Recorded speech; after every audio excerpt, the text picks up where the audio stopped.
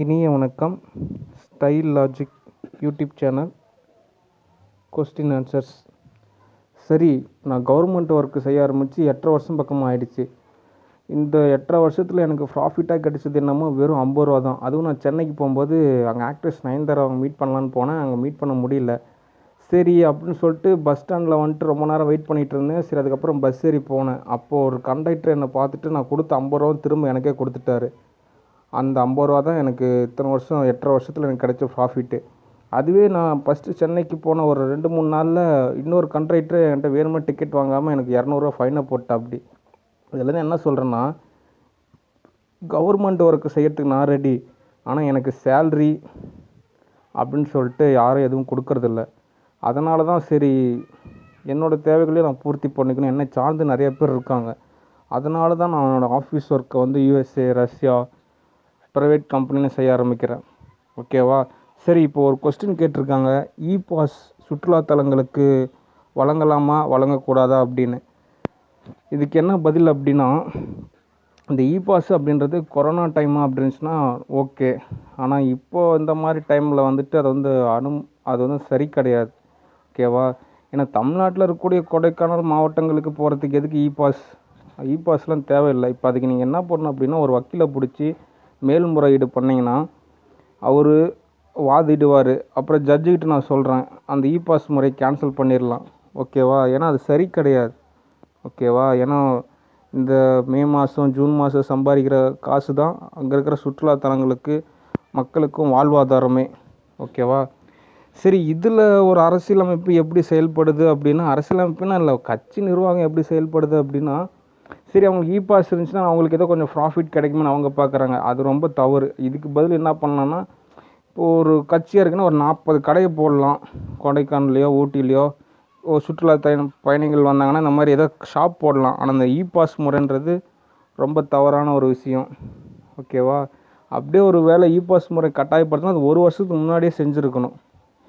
இப்போ வந்துட்டு இ-பாஸ் முறையை சொல்லிட்டு இது ஏழைங்க வயிற்றில் அடிக்கிறதுன்றது ரொம்ப தவறு. சரி, இதில் யாரையும் குறை சொல்லலை. ஓகேவா? இதில் ஒரு டாக்டரை நான் என்ன சொல்கிறேன்னா, பயாலஜிக்கல் சிஸ்டமாக நான் என்ன சொல்கிறேன் அப்படின்னா, ஒரு மனுஷன் நார்மல் மனுஷன் தொடர்ச்சியாக 48 நாள் சரக்கு சாப்பிட்டாலே அவனோட சிந்திக்கும் திறனெல்லாம் ரொம்ப டேமேஜ் ஆகிடும்.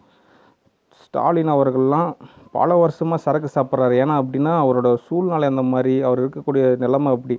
அதனால் அவரோட பயாலஜிக்கல் சிஸ்டமே ரொம்ப டேமேஜாக இருக்குது. அது இல்லாமல் அவரோட சிந்திக்கும் திறன் ரொம்பவே இதாக தான் இருக்குது. அதனால் நம்ம அவர்கிட்ட ப்ளஸ்ஸும் சொல்லிட முடியாது, மைனஸையும் நம்ம சொல்லிடுறது ரொம்ப ரிஸ்க்கு தான். ஓகேவா? ஏன்னா அவரோட பயாலஜி சிஸ்டமே அப்படி தான் இருக்குது. ஓகேவா?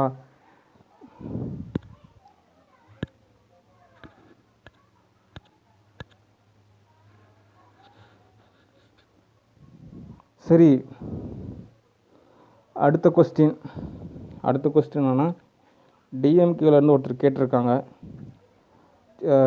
வள்ளுவர் மூவி எப்போ தலைவராக வரும் அப்படின்னு.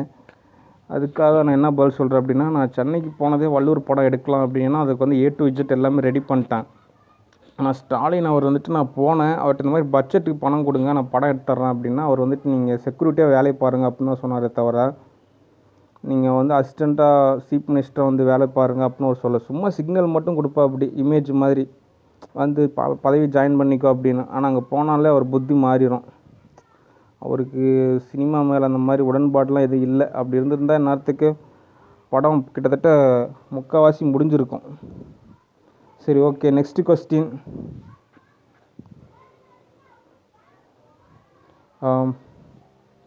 நார்த் இந்தியாவில் ராகுல் காந்தி ஒரு கொஸ்டின் கேட்டிருக்காரு. தமிழ்நாட்டை பொறுத்த வரைக்கும், அதாவது பக்கத்தில் ஒருத்தர் இருந்தால் கொஞ்சம் மதிப்பு கம்மியாகவும் கொஞ்சம் இலக்காரமாக தான் நினைப்பாங்க. ஆனால் நார்த் இந்தியாவில் அப்படி கிடையாது. அங்கே நான் தான் கிங்கு. ராகுல் காந்தி என்ன கேட்டிருக்காருன்னு, எனக்கு வந்துட்டு எதுனா ஒரு நிர்வாகம் கொடுங்க அப்படின்ட்டு இருக்காரு. இதில் நான் என்ன பதில் சொல்கிறேன்னா, இந்தியாவில் வந்து பார்த்திங்கன்னா ஆல்ரெடி புக்கிங்கு. அதனால் நான் உங்களுக்கு ஏதாவது யூரோப் கண்ட்ரி இல்லைன்னா ஆப்ரிக்கா கண்ட்ரியில் உங்களுக்கு வேக்கன்சி இருக்குது. அது என்ன கண்ட்ரின்னு பார்த்துட்டு நான் உங்களுக்கு சொல்கிறேன். சம்பளமும் உங்களுக்கு தரமான சம்பளமாக இருக்கும். கொஞ்ச நாள் அங்கே ட்ரைனிங் எடுங்க, அதுக்கப்புறம் நம்ம பேசிக்கலாம். ஓகேவா? கிங்டமாக அறிவிக்கிறப்போ கண்டிப்பாக உங்களுக்கு மினிஸ்டர் ஜாப் இருக்குது. ஓகேவா? மற்றபடி நீங்கள் என்கிட்ட வாட்ஸ்அப்லேயே பேசலாம். ஓகே? சரி, அடுத்த கொஸ்டின்,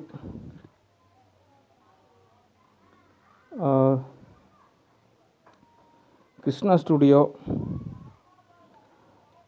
ஸ்டாஃபாக இருக்கக்கூடிய 3 பேர், பாவை சரளா, டைரக்டர் நெல்சன், லோகேஷ் கனகராஜ்.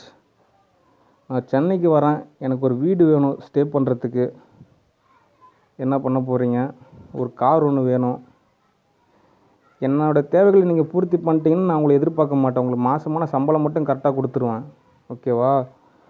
அதனால் என்னோடய தேவைகள் கொஞ்சம் பூர்த்தி பண்ணுங்க. ஓகே, சரி. அடுத்த கொஸ்டின், ஆக்ட்ரஸ் கீர்த்தி சுரேஷ், உங்களுக்கான லொக்கேஷன் வந்து பார்த்தீங்கன்னா கேரளா தான். தமிழ்நாட்டில் வந்து உங்களுக்கு செட் ஆகாது. ஓகேவா? நீங்கள் அவங்கள மாதிரி இவங்கள மாதிரி காப்பி பண்ணிட்டு நடிக்கலாம்னு நினைக்கிறீங்க, அதை செட் ஆகாது. நீங்கள் கேரளாவுக்கு போயிருங்க, அதுதான் உங்களுக்கு பரவாயில்ல. ஓகே, சரி. அடுத்த கொஸ்டின்,